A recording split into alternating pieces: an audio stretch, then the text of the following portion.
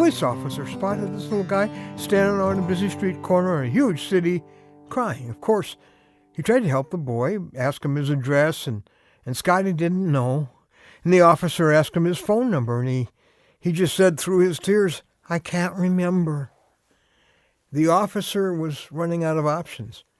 He was just about to take that little guy down to the station when he thought of one last question. "Little boy, is there anything near your house that I might recognize?" And that was the moment the little guy discovered the one thing that really helped him finally get home. I'm Ron Hutchcraft, and I want to have a word with you today about finding your way home. There was one landmark that lost boy was able to identify for the policeman. He said, "Mister, next to my house there's this big church, and it's got a big cross on the top, and if you can get me to that cross, I can find my way home." So can you. Home to the love that you've been looking for your whole life. Home to the only relationship that will finally fill that hole in your heart. And one day home to the heaven we all want to go to, but that none of us deserves. Finding your way home means first getting to the cross. Not long ago, a friend of mine met a 30-something man on a plane who'd left the church of his childhood years to embark on a search for spiritual reality. And along the way, a lot of religions, many spiritualities, no satisfaction. And then he said, "One day I stepped back into the church I'd grown up in. I was the only one there, and up in front, I saw the cross that I'd looked at so many times as a kid. But suddenly something hit me that I'd missed all those years. I found myself saying, 'For me.' That cross was for me." And that's where his long search ended. That's where the spiritual search of millions has ended. Looking at that cross, seeing what Jesus did there, and suddenly saying those two words that change everything, "For me." Our word for today from the Word of God, Galatians 2:20, puts it this way: "Christ loved me and gave himself for me."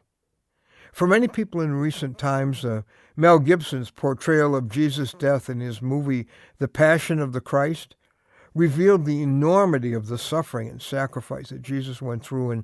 And one can understandably ask, what made such a bloody, horrific death necessary? Answer: my sin and your sin. Because sin isn't just breaking some religion's rules.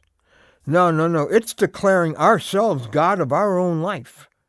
Taking a life God made and doing with it what we want. And that sin carries the death penalty of an unbearable hell, an eternal separation from God. And that's what Jesus was carrying for you in his body and his soul as he agonized on that cross. And 3 days later, he walked out of his grave under his own power, which means you can have not a religion about him, but a relationship with him. If you will make personal what he did on that cross by telling him, "Jesus, I believe that when you died, you were dying for me. I'm putting my total trust in you to be my personal rescuer from my personal sin. And beginning right here, beginning right now, I am yours." If you're ready to trade your emptiness for his peace and your hell for his heaven, make sure this is the day you say, "Jesus, I'm yours." Don't put this off another day. No other day is guaranteed but today. To support you in this, I want to invite you to our website where many people have gone and confirmed their own relationship with Jesus Christ. That website is anewstory.com.